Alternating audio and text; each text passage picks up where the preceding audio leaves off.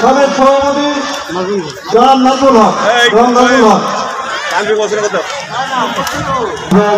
আমার মঞ্চে উপস্থিত সকল নেতা কর্মীকে জানাই সংগ্রামী সালাম এবং অভিনন্দন। আসসালামু আলাইকুম।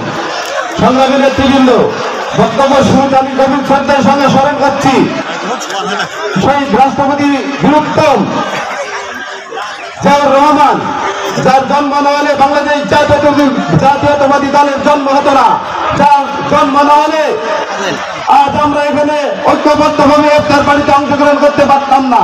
সংগ্রামী সাথী নেতৃবৃন্দ, আমি গভীর শ্রদ্ধার সঙ্গে স্মরণ করছি অবশ্যই নেতৃত্বের প্রধানমন্ত্রী দেশনেত্রী বেগম খালেদা জিয়া হাসিনা সরকারের বিরুদ্ধে আন্দোলন সংগ্রাম করতে গিয়ে যারা শহীদ হয়েছেন এবং যারা আহত হয়েছেন তাদের আত্মার মাগফিরাত কামনা করছি।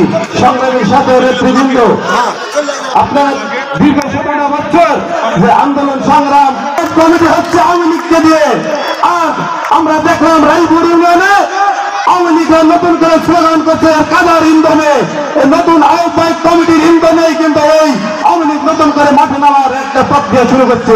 তাহলে দাঁত ভাঙা জবাব দিতে সংগ্রাম নেতৃবৃন্দ, দীর্ঘ 17 বছর যারা আন্দোলন সংগ্রাম করতে গিয়ে আমি সবার সুস্বাস্থ্য এবং মঙ্গল কামনা করে আমি আমার সংক্ষিপ্ত বক্তব্যের দেশে আসবে ফিরে বাংলাদেশে। ধন্যবাদ সবাইকে। আমরা ধন্যবাদ করছি। আসসালামু আলাইকুম।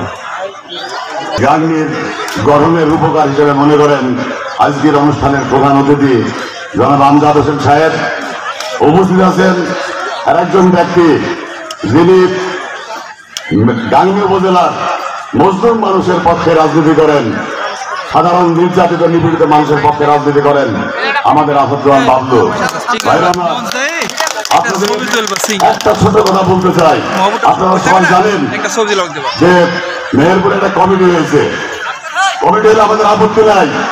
এই কমিটির কাজ মানে বিভিন্ন উপজেলার আহ্বায়ক কমিটি করবে, বিভিন্ন পৌরসভার আহ্বায়ক কমিটি করবে, এবং পৌরসভা এবং উপজেলা তাদের ওয়ার্ড কমিটি করা করবে, ইউনিয়ন কমিটি করবে। আমরা প্রত্যেকের সাথে লক্ষ্য করেছি এই কমিটি এখন পর্যন্ত একটাই উপজেলা কমিটি করতে ব্যর্থ হয়েছে। ভাইরা আমার, কোন পৌর কমিটি ওই ঢাকা থেকে গ্রাম পর্যন্ত শাসন করত, এই জেলা কমিটি জেলা থেকে ওয়ার্ড কমিটি করছে।